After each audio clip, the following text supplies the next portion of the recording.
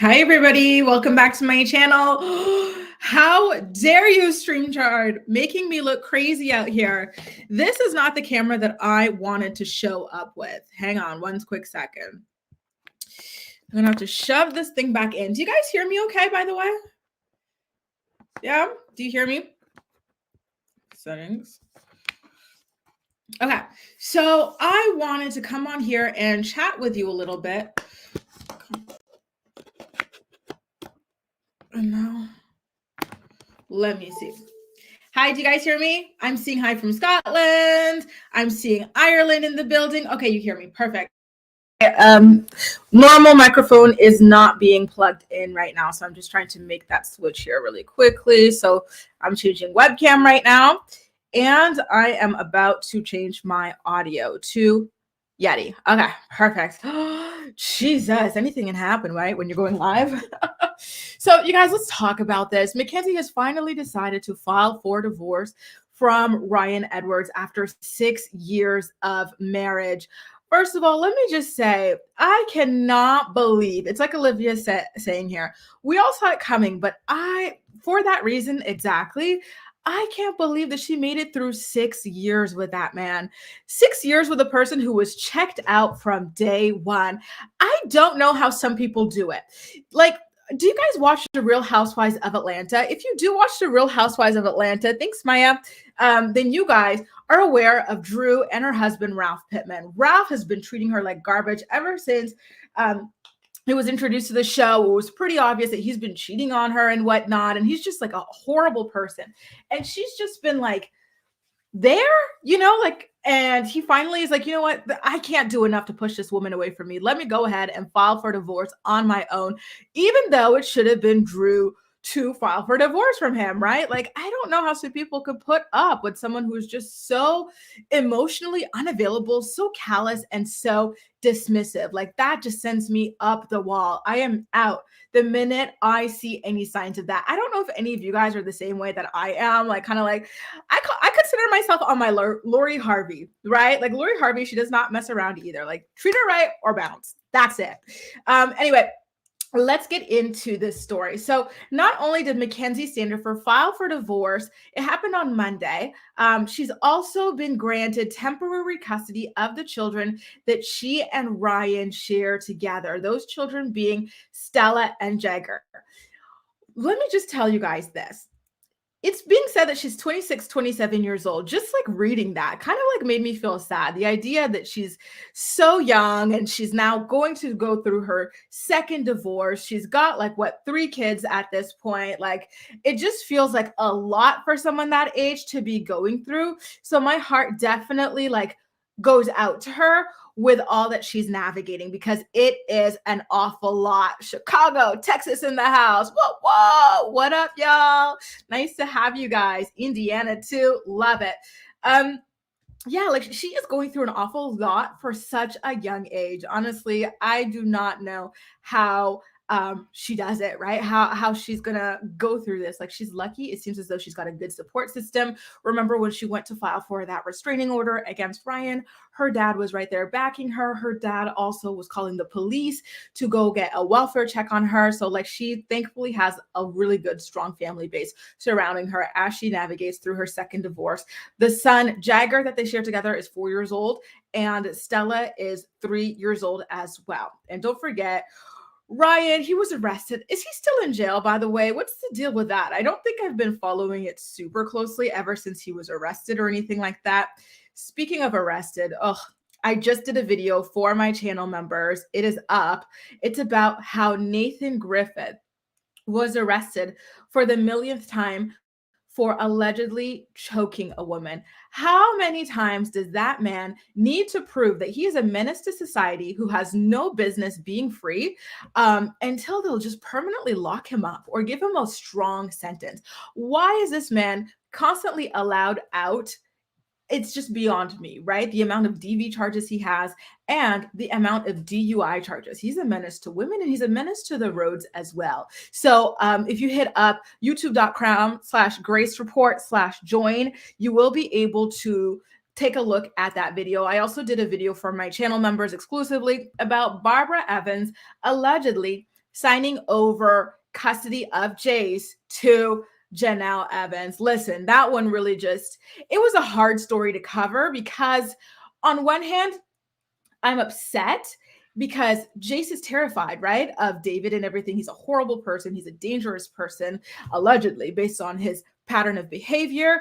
But on the other hand, it appears as though Chase might just be a little bit too much for Barbara to handle right now. It seems like he has been developing some behaviors that are just a little scary and a little violent, allegedly. And so she, at her age and at her stature, she can no longer handle him. Honestly, there are no winners in this situation. And my heart absolutely goes out to Barbara in all of this. I'm sure it was not easy for her. She held on the best she could, but now 4 years left, right, before Jace is 18 and able to be on his own. And so hopefully he'll be able to do his best to get through those 4 years on the swamp. Now, sorry for that little detour. So just an FYI, the banner's down below, Grace Report /join to get in on those stories. Now, listen, I'm hoping that this divorce for Mackenzie's sake is going to be going by like really quickly. Maybe they're just going to have like a little bit of an issue dividing assets, but I don't see Ryan fighting for a lot of custody with the kids, if I'm being honest. I think that is kind of far-fetched. I think Ryan really very much would be happy to be like an every other weekend kind of dad. So I do think that is something that is quite simple. Ryan was doing a lot on the internet to push Mackenzie to file for divorce. Remember, Mackenzie was willing to hang in there with Ryan through thick and thin. That man had been cheating on her since the beginning of their marriage and everything, right? And she still stood right beside him. But now him going on that rampage on the internet where he exposed some intimate photos of her and put up very vulgar and disgusting words about her, that was the final straw. Not only that, but he called her and claimed that he joined some kind of a gang and that there would be like some consequences or something like that for her if she continued to disrespect him, which obviously seems to be a threat to her life. And so I think that she ultimately did make the right decision here. I'm still taking a look at what happened there in regards to Ryan being in jail. I do have to go back and see how that's going. I know that he's got a court date coming up in the next couple of weeks as well. So yeah, who knows how that is going to turn out. Ryan has been arrested. I think this would make it like 3 or 4 times within the past 2 or 3 years. So at this point, like, I don't know, man, Ryan, you really have to get yourself together, right? I do believe that, well, at least I'm hoping that they will kind of up the consequences on him this time, because the last 2 times they really just gave him slaps on the wrist. But I do believe that this time they might be forced to go ahead, because look at the stuff that Mackenzie is alleging, you guys, right? She is alleging that at a certain point, Ryan put a knife to her back. Like, that is huge, you guys. That is absolutely huge. She also has recorded audio of him allegedly threatening her. There's just so much going on in regards to this DV situation, that if Ryan is found guilty, I do believe, especially compounded with the fact that he was already on probation, I do think that it's going to be time for him to truly face the music. And that's the only way that he's going to understand that what he's doing is not right and what he's doing deserves to be punished, right? Like, unfortunately, this man at his ripe old age of 35 has never once faced serious consequences for his actions. And I really, really do hope that this is the time. Mackenzie also alleged that Ryan threw her down in the hallways and stuff and said that if he could not have her, no one could. He also allegedly held her by the neck to the wall. There's a lot of horrific allegations here made to Ryan by Mackenzie. And I personally believe her. And in saying that, I believe that she deserves justice. Now, I'm going to drop a link here, you guys. If any of you want to hop on and share any of your thoughts on all of this, definitely feel free to go ahead and join in. It's the StreamYard link. But yeah, like, let's just hope. Remember, when it comes to Ryan evading justice all this time, it has mainly been, in my opinion, because he's friends with the judge's son. Friends, not acquaintances, but full-blown friends. And so I think that has protected him a lot. We've got Rachel in the building ready to share her thoughts. Hey, Rach, let me know what you're thinking, girl. Hey, so I'm hoping he is still in jail. Like, I'm hoping he didn't get a bond or Jen and Larry hasn't bonded him out. I kind of don't think Larry is going to bond him out after he stole his tools and whatnot, but hopefully he's still in there because he's going to break that restraining order. Like he did it once already. Mm-hmm. So, and it's really hard here in America with these restraining orders and actually Yeah. keep people away. I don't know if you've seen this docu-series on Netflix where it's called I Am a Stalker, and it talks about these people who broke multiple restraining orders and are now in jail. Oh my. Ultimately, and I kind of feel like this is a situation where if he gets let out, Yeah. he's going to break it and And do, something even worse is going to happen. and do you think that that's the reason why Jen and Larry might be holding off from bailing him out? They're like, at this point, we don't want to take the risk of him going and doing something to Mackenzie and having, like, blood on our hands, especially with the grandkids involved. Do you think that's it? Yeah, I think so because I think that they're thinking of the grandkids. I don't think they're necessarily thinking of Mackenzie because they Mm-hmm. did always think about Macy when it Yeah. came. Hopefully they're keeping the grandkids in mind and they live with her. Yeah. She needs to be protected and him not getting bailed out is them protecting the grandkids. hmm I agree. Guys, let me know in the chat as well. Thank you so much, Rachel, by the way. Guys, let me know in the chat what you think. Is that the reason why they are finally allowing Ryan to face the music and face like his consequences and not bailing him out? Because I think that that is a good point. I didn't even think about it. Like, I initially felt like they were mad at him, and are just kind of sick of it. But now thinking about it from Rachel's perspective, where it's like, listen, our grandkids are on the line here, and he has already shown signs of like just being unhinged, basically. Maybe that's it.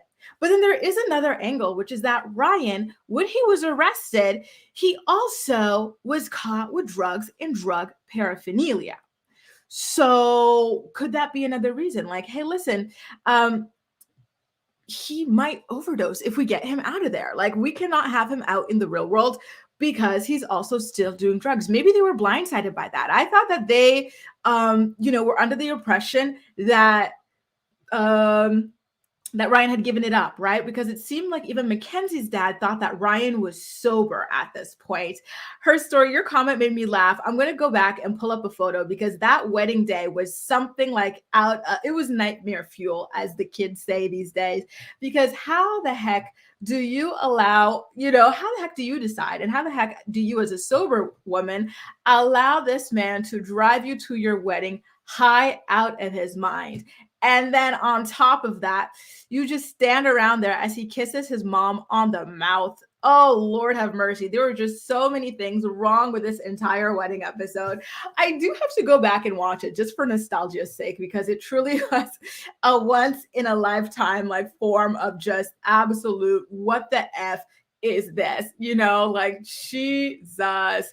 They never really stood a chance from the beginning. And that's another thing that just shocks me, right? Like, I don't understand how this was enough, right, for Mackenzie, especially as someone who had a child of her own. Like, how do you decide that, hey, this guy who is not sober, who is not very active in his own child's life, he's not very engaging with me, and he's not seemingly like emotionally present in our relationship. How do you decide that this is the person that you want to marry?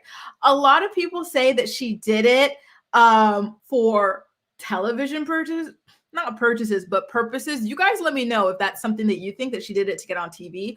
But remember, she was so young at the time. She was a teenager when she married Ryan, and she had just gotten divorced. She was a single mom. So I don't know. I think that her head was not in the right place, unfortunately, with all that she had going on. Perhaps there was a lot of pressure in her life, or maybe she saw Ryan as the local star, like, you know, he was her big crush, he was her Brad Pitt or something like that. I don't know. Like, what do you guys think about all of that? I'm having a hard time like loading your comments, by the way. That's why I'm like staring. I'm like, geez, where are all these comments? Okay, now they're pulling up. Ayrton says maybe, yeah, they're realizing he needs to hit rock bottom to start his recovery for real. It was about the money and the attention. That wedding was a hot mess. And then a couple episodes later, they get like the full-blown wedding, right? And again, that was a mess. He's asking her about the price of everything. He couldn't be bothered to like write down his vows. He was just, the only time like he showed any emotions or cried was when his dad gave the speech. So I don't know. I just never you have to watch it, Jasmine. I've got my TikTok friends here. So crazy. And there's 2 episodes of the craziness of that wedding. He never showed any emotion until his dad was like talking about like loving him and like just wishing him well in his marriage. Like, I don't know how like she kind of settled from the very beginning, but I digress. We all have different standards, I guess. But listen, all of that being said, I don't think she ever foresaw this happening, because up until then, there were no allegations of Ryan being a violent person, right? So this definitely had to have been something that was a shock to her, as it would have been with any one of us as well. So it's all just so sad and scary. Like the stuff that she's been alleging about him and how it seems as though he is suffering from delusions, perhaps from the drugs or whatever. It's all scary. So thankfully she was granted a restraining order. And again, thanks Rachel for mentioning that show on Netflix, because I had never heard of that show. And now after I do the stream, I think I'm going to go, after I wash my dishes, I got a lot of dishes to wash, I'm going to go ahead and watch that show on Netflix. Because one thing that has always bothered me about like stalkers and stuff is that the best protection that we can give to people is a piece of paper saying that it's a restraining order. Like, how many times have you heard of celebrity stalkers consistently ignoring those restraining orders and still showing up in their properties and stuff like that? Like, it really does not offer much protection. And I have noticed that they violate the order and then they're arrested for a little bit and then they're put back out on the streets and then they go ahead and violate it again. And so it's just very, very scary how little protection there is, right? Like realistically, how much protection can victims of stalkers even be offered anyway, right? Like we can't offer everybody police service or security or this, that, or the other, you know? Like it's really, really sad. Kim is saying arm yourself, which could work in certain states for sure. But it's still just so scary. Other states it's not possible. Other countries it's not possible. So yeah, I don't know, you guys. It's all just so sad and so scary. But I do want to say congratulations to Mac for going ahead and just filing for that damn divorce. I know that Ryan had threatened that he was going to file for divorce. He made that threat in January. And here we are in March and he still hadn't done it. So it looks like Mac was like, you know what? You are not about to go over here and try to play me like that. I should be divorcing you. You're the psycho. So she went ahead to the courtroom and just filed it. Good for her. Now, I guess all this is a waiting game. We have to wait and see what happens at the court. I believe he actually has 2 court hearings this month. So we have to wait and see what happens with Ryan at these hearings this month. And we have to hope and pray that he does not try to violate the restraining order. On a positive note, his ex-fiance, isn't it crazy that he was engaged to Macy? I do often forget that. But on a positive note, his ex-fiance / his baby mama, Macy, had a restraining order against him and he did respect that. Like he never tried to violate it or anything like that. So that is positive. I do believe, here's the thing. He did technically violate the restraining order that Mackenzie had already put this against him, but it was not like in a threatening sense. Like he just popped up at the house and wanted to get violent with her. It was like he probably did not read the full like terms and conditions of the restraining order, and he thought that he was okay to contact her dad because that's how he broke it. He contacted Mackenzie's dad and then said, listen, I want to get some more of my stuff out of the house. that's what he did to break the restraining order, not like, just full blown showing up there unannounced, trying to intimidate or threaten Mackenzie or anything like that. Yeah, I'm with you, Nita. I just can't even like imagine how Ryan behaves behind closed doors. This is all just absolutely shocking and disappointing. I do wonder if perhaps, I don't know, would it be a little bit too opportunistic if MTV kind of reached out to Mac to film a scene with Macy about this, perhaps? Do you think Mac would be interested in doing a scene with Macy about this even? Because sometimes you do see stories kind of overlap between the cast.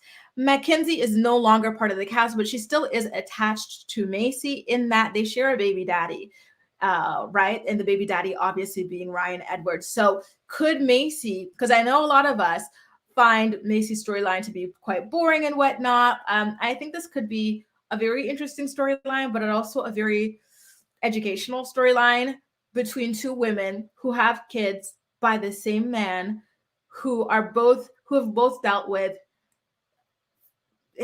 having to serve him with a restraining order and what that looks like. And just to understand a little bit more what kind of protections a restraining order does or does not offer to victims of stalking or victims of ABUSE. I don't know. I do think that this could be something quite interesting for the show. Absolutely. Freddie's saying, it's your responsibility to protect yourself. A piece of paper means nothing. Go to self-defense classes, get a stun gun, taser, real gun with conceal and carry. Yeah, you got to do as much as you possibly can, and as much as you can legally, of course, and as much as you are comfortable doing, for sure. Self-defense classes is a great idea. Stun gun. It's crazy because here where I live, you're basically a sitting duck. There's nothing you can do. Because I remember when I first moved here, I had like a kind of a scary run-in with someone who had been following me around a restaurant, basically, because I like to, I had just moved here. I didn't know anybody. So I would go out, eat alone. And then I met someone who was like really creepy, and it was all this stuff. And so that night I went home and I was looking, oh my God, like what can I have to like protect myself if this happens again? And the answer is nothing. Absolutely nothing. Mac would never, because she doesn't want to admit she's wrong. Oh, I do agree with you, Petra, but I'm hoping that we're wrong, because I think that would make for some really compelling television. Imagine the talk Macy had to have with Bentley about a crime this violent against a woman as he becomes a young man. Great point, Maya. I did not even think about that. This has to be incredibly, incredibly difficult for her. Honestly, I just know that she wishes like this man would just go away, like either go to jail for like 30 years so that the boy can grow up peacefully without all this drama being aired everywhere. And speaking of Bentley, I still can't get over the fact that Coach B sold him out. Did you guys see the video I did on that about how Coach B went to the Ashley's Reality Roundup to talk about how Bentley is processing all this Mackenzie stuff? She's like, oh, Bentley, I gave him the tools for in case this type of stuff happened. Bentley feels this way about his dad. Bentley feels that way. I was like, girl, are you not supposed to be a doctor, a therapist? Because this sounds highly, highly, highly unethical. And I'm not even educated in that. And I know it, right? Sin is saying that Mackenzie needs the money, so she would say yes to MTV. Listen, I am on the fence on this. I will say ultimately, I hope that she at least gets a sit down. Or maybe if we get like a sit down with Dr. Drew or like somebody just to talk about what it is that's going on, because I think that this is a very interesting and important story. I feel like there are so many women going through this that Mackenzie's story is really, really, really, really, really, it could be really helpful, right? It could shed a light on how to navigate the legal system in order to protect yourself in this sort of situation, how to like reach out, the fact that you should not be ashamed to open up about what's going on with you so that people can protect you, help you out and everything. Because there, a lot of times these horrible people manage to keep you in these situations for so long because you feel shame for even being in these relationships, even if you should not feel the shame. A lot of people unfortunately do. Maybe Mac is interested, but I feel like Macy wouldn't be interested in a sit down filming with her. Really? Do you guys agree with that? Because I kind of see Macy being into it. Listen, Macy is hurting for a storyline, Tadisha. She's literally got not a damn thing going on in her life. And we are constantly on her neck about the way that she has exposed that child to an extreme amount.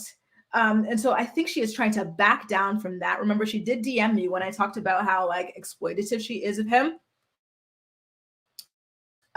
Versus how quiet she is with her own life. What, what we got a little teaser about her and Taylor like drinking and fighting a lot, but like we never got to see those actual scenes, right? Or we never got to see them sit down and talk about what those nights look like. But we got a lot of like very, very hardcore exposed like aspects of Bentley's relationship with his father. Rose says, as a mom myself, I didn't understand how his mother isn't ashamed of her son's actions. Being her enabling is the reason he is the way that he is. K. Michelle has said his best. You can't raise a man. Listen, the fact that he's on TV makes it all the worse. You know, it's one thing if people are just gossiping around town, but this man's dirt is out there on an international stage. The shame and horror I would feel is insane. That would mean accepting that she failed. Yes. Granny's watching is having a difficult time sympathizing with Mac. I have empathy towards the entire situation, but at the same time, homegirl knew this was coming. She ignored all the signs and dismissed Macy. Listen, sometimes these guys are such good manipulators, right? How many of you have met a guy who says all his girlfriends, his ex-girlfriends are crazy or whatever, right? Like, and then they just make you feel a certain way, like, oh my God, like, right? I don't know. Like, I feel like he probably and there's a 10-year age gap. She met him when she was like 19 years old. So I can't see why she fell for the okie doke, unfortunately. Petra says, stalker. No, remember, I made a video about this in 2020 for my channel membership page. I was minding my own business, having dinner at the bar where I like to sit when I'm like eating alone. And this guy comes up to me and starts like talking to me, like he's like in his 40s or something. And he's showing me photos of him with like all these famous tennis players, like fan photos, not like they're even friends. And then he starts asking me to take selfies with him. And I'm like, no, I don't know you. Like, what? And so when I was going to pay for my bill, I asked the server to just help me get rid of this guy. And so he sent another lady up. And so she brought me to the backside for the back booths. And then they kicked him out. And then he somehow got in through the back entrance and then found me in the back. I was like, oh my God, that was the scariest thing ever. And so, I did go online, try to find out like what to do, you know, what you can have to protect yourself. And the answer is nothing. There's no, you know, you can't have a stun gun. You cannot have literally anything. Macy does not play with him. She absolutely does not. Anyway, you guys, I'm going to continue, and I'm sure you guys are as well. I'm going to continue to keep an eye on this situation as it evolves. I'm sure we have not yet heard the last of this. And like I said, Ryan has 2 hearings this month, so keep your eyes and your ears peeled. Thank you so much for the statistics. Ayrton, 1 in 3 women and 1 in 7 women suffer from domestic abuse. These numbers are horrifying. There is a shocking amount of abusive, horrible, dangerous people out there. So be very, very careful, whether you're a man or a woman or, you know, no matter who you are. Right? Like there's just, it's really, really scary out here. And it's really, really sad. Millie, she's from my hometown. I'm from Nairobi too. Anyway, you guys, thank you all so much for being here as usual. It has been incredible chatting about this. I will be keeping an eye on it for you. If you enjoyed this stream, please do me a favor and give it a big old thumbs up on your way out. That's all for now, you guys. Thank you so much for watching, and I'll see you next time. Bye.